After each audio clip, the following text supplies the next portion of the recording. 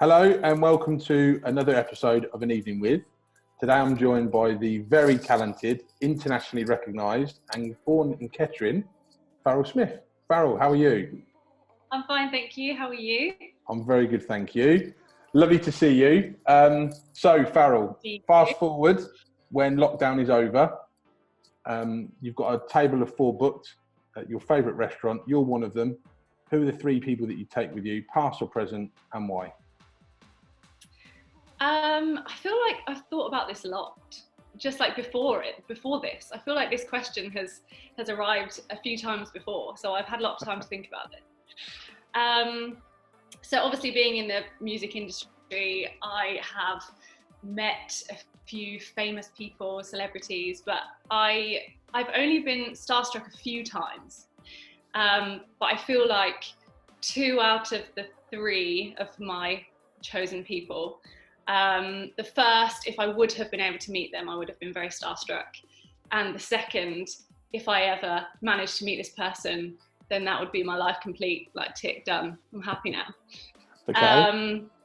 So first of all, I imagine that it's in an Italian restaurant, mainly just because I really like pasta and garlic bread.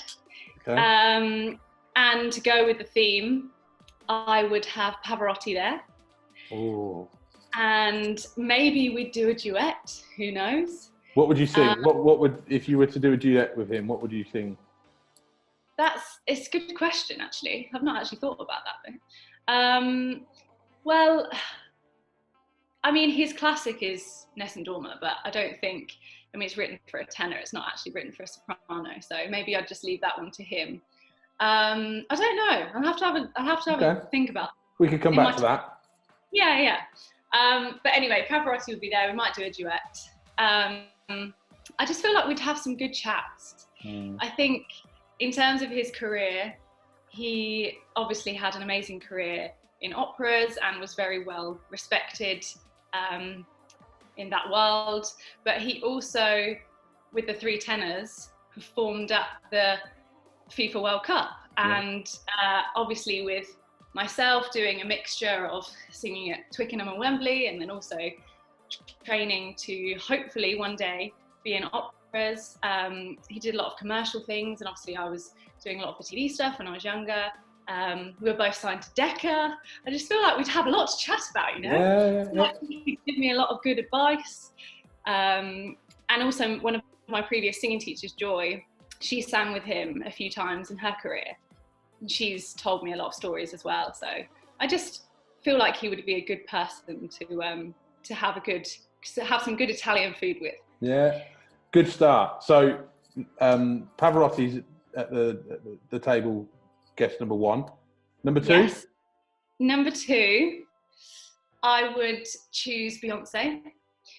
A lot of people say to me in interviews before, as a classical singer, do you only listen to classical music? And I said, no, not at all. I listen to Beyonce quite a lot.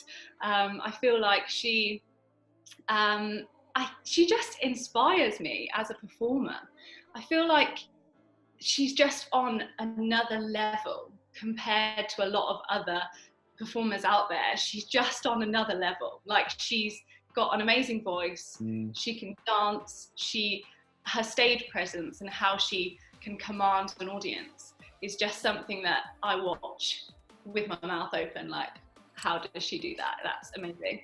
And I've watched a lot of the. What's your favorite Beyonce song? Love on Top. Okay. That actually came out too quickly, didn't it? It was like I didn't even breathe before I said that. You knew what was coming. I've watched the behind the scenes of the Coachella performance as well, and the fact that she's been able to have children and have this amazing career and also have like kind of a normal life, if she can ever have a normal life. It's like I say, it's just inspiring, especially because as well with classical music, especially in an opera, we train for many years and our voices don't develop until we're sort of in our 30s, they say, and when we're thinking about as a girl, as a woman, I think when you think about having children and the timing and all of that stuff, you think, how can it be done? How can someone have a career like that, but also have a life and kids? So I also think that it's great to see that she's been able to do both as well. Brilliant. Well, I'm intrigued now with this final seat at your table. So last but not least, the most famous of them all, my Nana. I would have my Nana there, mainly because I think anyone that knows me usually knows my Nana, and every single event that I have done, but actually apart from the one that we did together, but trust me, she did ask to come, and I was like, Nana, please. Oh, you should have brought Nana. You could have sat upstairs with Mum and Dad. I know, but I wasn't really sure what the event was going to be like, and I thought I've got to be professional, so I couldn't bring the whole entourage.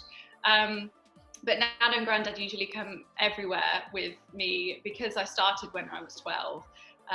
If they've been able to come to any concerts or events, they have been there. Like, they've travelled to Cornwall and back regularly with us just for like one concert in the evening. And they're in their 80s. Obviously, with everything happening with Corona at the moment, I haven't been able to see them. And Nana has all of these scrapbooks. She's got so many scrapbooks. I actually don't know the number now. I think it might be 25 of the things that I have done in my career since I was 12. And it's just amazing to look back on them, because when you are that young, you kind of forget sometimes a lot of the things that you've done, and then when you look back on those photos, it instantly takes you back to that time. So I'm very grateful that she's done that, and I just think that around the table she would have some great questions to ask. She'd offer them a cup of tea, like it would just be, she'd just bring it all back down to planet Earth, you know.